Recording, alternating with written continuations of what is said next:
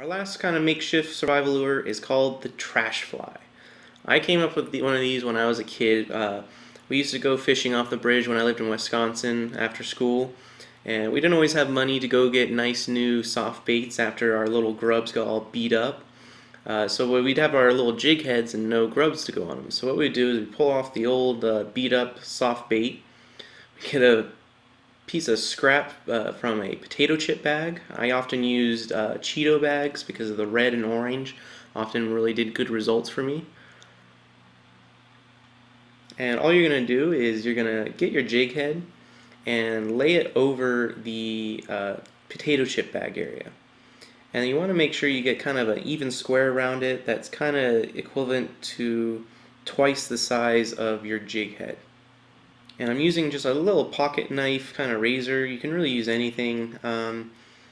If you're in a real bad situation where you don't have any kind of tools or knives, I'm sure you could even kind of use your teeth and get a little kind of nick at one end and then just kind of peel it up as if you're opening the chip bag in the first place.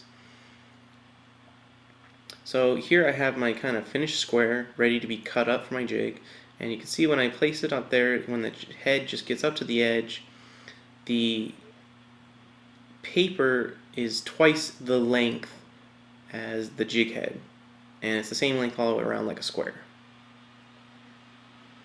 Now all I need to do is I need to take the paper and I'm going to take little slices, kind of like I'm making kind of like a cheerleading pom-pom looking thing. You want to make sure you don't slice all the way through, leave at least one edge tab so they're all connected together. Take your time, this is sped up because of the time lapse.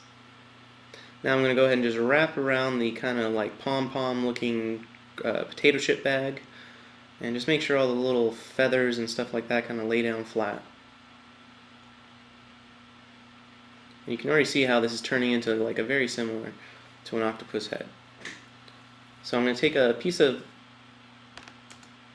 you can see how this is starting to look similar to like an octopus frilly kind of grub that would go on one of these jig heads. So I've got a piece of leader line here, and I'm going to hold it over, and then I'm going to kind of just wrap it around a lot, just similar to how you would do any other fly. I'm going to slip that little noose over the head of the jig, and then cinch it down tight. And that'll prevent the line from being taken out. Now if you've got like some super glue or something like that, a little drop of super glue over the fishing line to hold it all in place as you cast and reel will be better, but if you go ahead and cinch it down tight enough, you shouldn't have to worry. This is what the final product looks like, ready to go out fishing. This here is the Yo-Yo fishing reel. It's a really cool little product. I found out about it about a year ago, and I've been using it when I go out fishing. And what I normally do is I'll put 2 or 3 of them in different areas and let them sit as like traps for soaking bait while I go around the lake with my lures and stuff like that, trying to actively fish.